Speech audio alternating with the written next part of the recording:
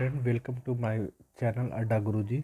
आज हम लोग एमपी से निकलने वाली पटवारी पोस्ट के बारे में बात करेंगे। किस तरह का पोस्ट है और क्या उनकी क्वालिफिकेशन चाहिए। तो देखो, Madhya Pradesh professional examination board इसको एग्जामिन कर रहा है और ये नंबर ऑफ पोस्ट टोटल 3555 है।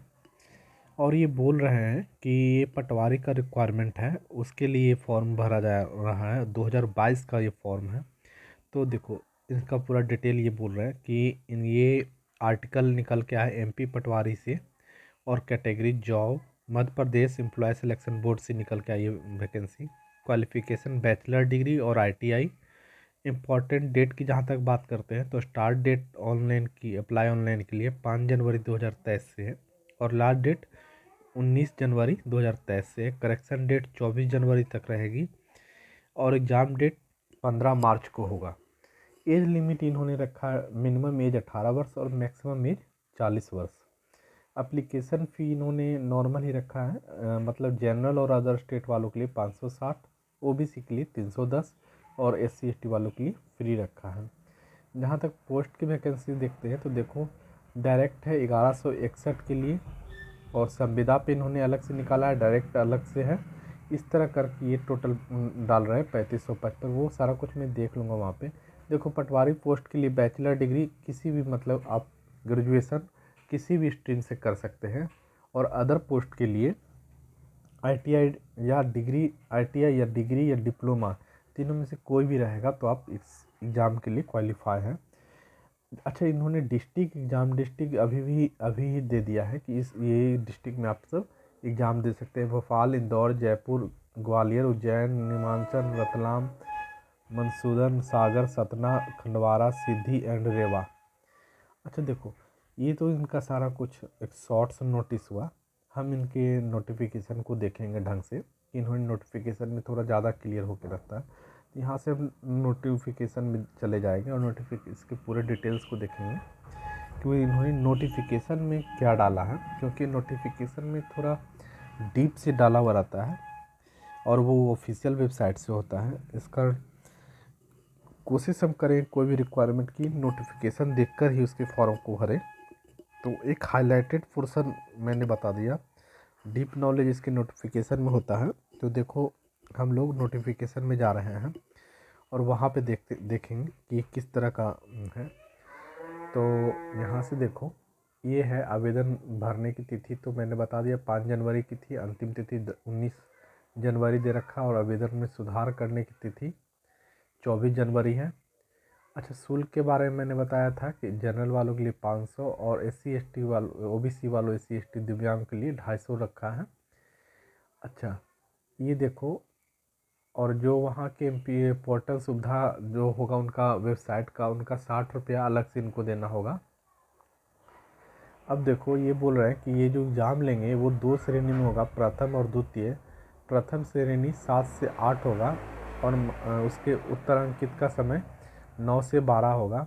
द्वितीय का अभ्यर्थियों का रिपोर्टिंग टाइम है 12 से 1:30 और उनका एग्ज़ाम समय 2:30 बजे से 5:30 बजे तक होगा।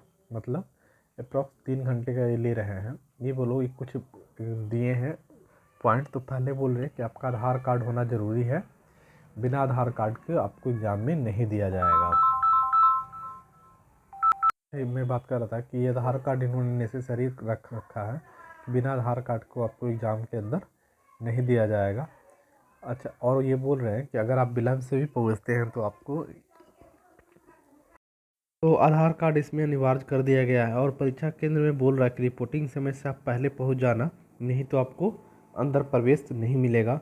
और ये 8 कॉलम में, ये 6 कॉलम में बोल रहे हैं कि आपके पास कुछ भी एक्स्ट्रा चीज़ नहीं होना चाहिए। Electronic device, phone, calculator, log tables एवं नकल प्रति आदि का उपयोग नहीं करने के लिए बोल रहे हैं। तो ये तो सारा कुछ। और ये बोल रहे हैं कि आपके पास जो भी एडमिट कार्ड होगा वो नेट से डाउनलोड ही वैलिड होगा, ऐसे कोई भी वैलिड नहीं होगा। अच्छा, ये बोल रहा है कि मध्य प्रदेश के विशेष आदिम जनजाति समुदाय, जैसे जो अलग अलग है समुदाय के लोग, उनका अगर वो आरक्षण लेना चाहते तो उनके लिए उनका प्रॉपर सर्टिफिकेट होना चाहिए। ये बात कर रहे थे। और नीचे में ये इनके द्वारा, अच्छा, ये किस तरह वैकेंसी निकालेंगे, वैकेंसी का थोड़ा विवरण दे रखे हैं कि वैकेंसी किस पोस्ट के लिए किस तरह है। अगर आप सबको ये एक बार नोटिफिकेशन में दे दूंगा, अगर नहीं आएगा समझ में तो मेरे कमेंट बॉक्स में डालना, मैं वहाँ पे आपको सारा कुछ बता दूंगा। और नीचे कुछ है नहीं, बाकी फॉर्म मान दो, फॉर्म भरने के लिए मैं सारा कुछ स्टेप बाय स्टेप बता दूंगा। और अगर उसको और भी अच्छे तरीक़े से जानना चाहते हैं तो मेरे कमेंट में डाल देना, मैं उसको एक्सप्लेन करके बता दूंगा।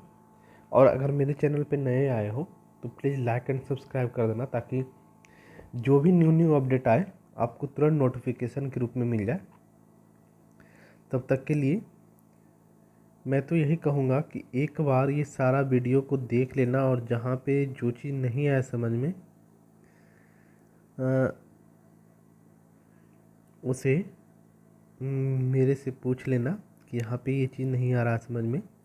ऐसे देखो मैं धीरे धीरे ये सारा कुछ बढ़ा रहा हूँ, तो अगर आपको साथ साथ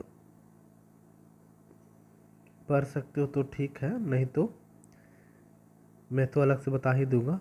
इसे देखो मैं थोड़ा थोड़ा, अगर वीडियो को बहुत ज़्यादा लंबा हो जाएगा क्योंकि उनका नोटिफिकेशन मेरे अप्रॉक्स 118 पेज का है, तो सारे को तो मैं पढ़ नहीं सकता हूँ, इसलिए मैंने सारा नहीं पढ़ा। अच्छा ये देखो थोड़ा सा प्रश्न पत्र में क्या क्या आएगा, तो समान विज्ञान, समान हिंदी, समान अंग्रेजी, विज्ञान हिंदी अंग्रेजी और गणित से पूछे जाएंगे 100 अंक के सवाल। उसके बाद दूसरे में होगा अभिरुचि, जिसमें अभिरुचि कंप्यूटर ज्ञान और तार्किक ज्ञान मतलब रीजनिंग और समान बंधन, मतलब 2 तरह का एग्जाम होगा। एक में आपको विज्ञान हिंदी और अंग्रेजी पूछा जाएगा और गणित पूछा जाएगा जिसमें 100, और दूसरा में जिसमें आप अभिरुचि रखते हैं और कंप्यूटर ज्ञान होना चाहिए और रीजनिंग पूछा जाएगा। ये बोल रहा है कि अभ्यर्थी को उसके द्वारा आवेदन प्रस्तुत करने की तिथि की मांग करता विभाग की। अच्छा, जो भी आपके पास शैक्षणिक योग्यता है वो जब आप एप्लीकेशन या फॉर्म मांगा जाएगा उससे पहले का होना चाहिए, उसके बाद का वैलिड नहीं होना चाहिए। उसके बाद इन्होंने बोल रखता है आयु सीमा के बारे में कि न्यूनतम आयु सीमा 18 वर्ष और अधिकतम 40 वर्ष होगा। और अधिकतम आयु वर्ष, अच्छा चालू वर्ष, अच्छा जो चालू वर्ष है 1 जनवरी से पहले ये पूरा जाना चाहिए, नहीं तो आप वैलिड नहीं होंगे। फिर बोल रहा है स्थायी निवेश, स्थायी जो वहाँ के प्रॉपर निवासी है उसके लिए बताया गया है कि उनको छूट दिया जाएगा। फिर ये उनका SC ST का जो कॉलम होता है वो अकॉर्डिंग टू MP मतलब मध्य प्रदेश के रूल के अकॉर्डिंग उनको इस चीज़ का लाभ प्रॉपर ढंग से मिलेगा कि अगर आप SC ST हैं तो 5 वर्ष का आपको छूट मिल रहा है। ये सारा कुछ बोल रहे हैं कि जो, और ये विकलांग के लिए भी अलग से इन्होंने सीट रिजर्व करके रखा है। और ये जो वहाँ पे काम पहले से कर चुके हैं, मतलब संविदा पर हैं, कार्य किया है, अगर वो 5 वर्ष तक किए हैं तो उनकी सीधी भर्ती होगी, उनकी कोई एग्ज़ाम नहीं होगी। ये बात कर रहे हैं कि सीधी भर्ती का एक पद जिस श्रेणी का उस श्रेणी के अधिकतम आवेदन न्यूनतम 5 वर्ष तक संविदा पर नियुक्त रहा हो, मतलब जो भी 5 वर्ष तक वहाँ संविदा पे रहे हैं उनके लिए सीधी भर्ती ये है। तो उनके लिए अलग से सीट है, आप टेंशन नहीं लो, उनके लिए थोड़ी सी सीट अलग से रखे हैं ताकि वो आपके साथ फाइट नहीं कर पाए।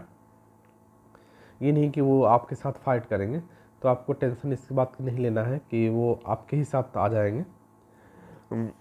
और नीचे सारा कुछ, और नीचे कुछ ज़्यादा खास नहीं है, तो ये सारा कुछ ये यूँ ही है कि किस विभाग में कितना पद खाली है। तब तक के लिए बाय।